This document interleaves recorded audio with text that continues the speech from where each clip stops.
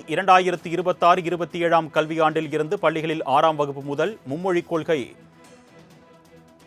என்ற அறிவிப்புக்கு முதலமைச்சர் மு.க.ஸ்டாலின் தற்போது எதிர்ப்பு தெரிவித்திருக்கிறார். அண்மை செய்தியாக நாம் பார்த்துக் கொண்டிருக்கிறோம். இது குறித்த கூடுதல் விவரங்களை செய்தியாளர் ஷெலினா வழங்க நாம் கேட்கலாம். வணக்கம் ஷெலினா, தொடர்பான கூடுதல் விவரங்கள். தேசிய கல்விக் கொள்கை 2020 சார்ந்து அண்மையில் அறிவிக்கப்பட்டிருக்கக்கூடிய சிபிஎஸ்இ பாடத்திட்டம் என்பது சாதாரண கல்வி சீர்திருத்தம் அல்ல.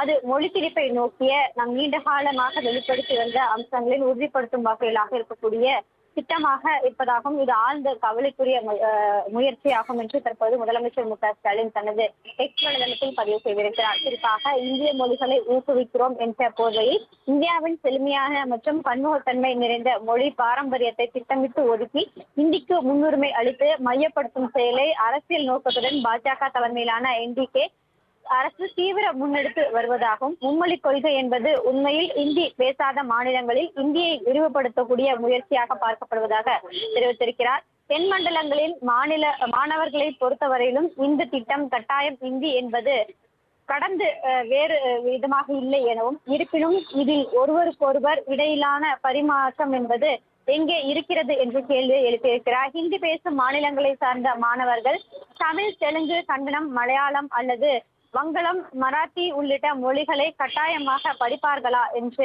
கேள்வியையும் எழுப்பியிருக்கிறார்.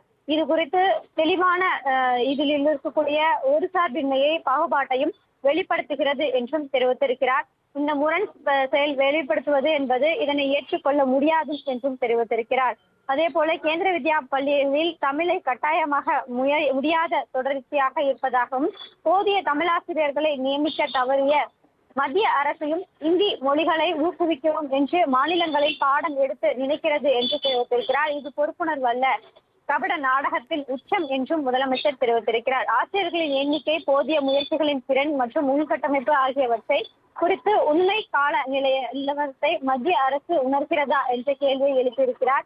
இந்த செயல் திட்டத்தை அமல்படுத்த தகுந்த வாய்ந்த ஆசிரியர்கள் எங்கே இருக்கிறார்கள் எனவும், கல்வித்துறையில் மிகப்பெரிய சுமையை ஏற்படுத்தக்கூடிய நிகழ்வாக இது பார்க்கப்படுவதையும் குறிப்பிட்டிருக்கிறார். எந்தவித திட்டமிடலும் அதே போல பொறுப்புணர்வும் இல்லாமல் உள்நோக்கம் கொண்ட மற்றொரு திட்டமாகவே இது தோன்றுகிறது என்று தெரிவித்திருக்கிறார்.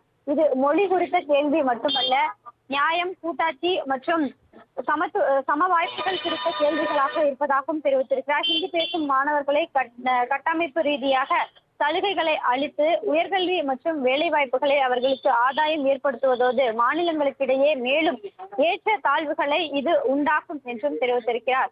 முன்மொழிவதும் இல்லாத வேகத்தில் உலகம் முன்னோக்கி நகரும் வேளையில் நம் குழந்தைகளின் எதிர்காலத்தை தயாராக இருக்க வேண்டும் எனவும், செயற்கை நுண்ணறிவு அதே போல அனிமேஷன், விஷுவல் டெக்னாலஜி உள்ளிட்டவைகளை கொண்டு திறன் மேம்படுத்தி வரக்கூடிய நிலையில் அவர்களின் அறிவியலையும் பார்வையையும் திறனாய்வு செய்து விட வேண்டும் என்பதற்கு ஊக்குவிக்க வேண்டும் எனவும், மாறாக இத்தகைய பிற்போக்குத்தனமான இறுக்கமான மொழி சுமை அவர்களது முன்னேற்றத்தை தடுப்பதாக இருப்பதாக தெரிவித்திருக்கிறார்.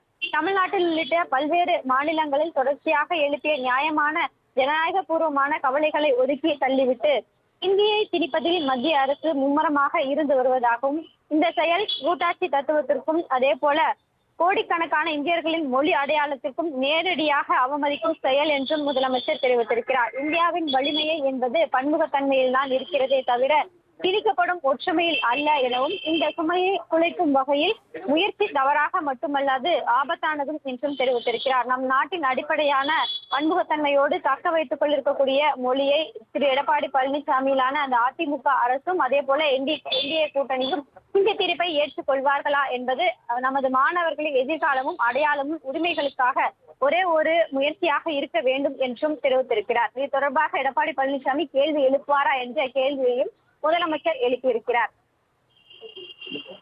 உங்களுடைய விரிவான தகவலுக்கு நன்றி ஷெலினா.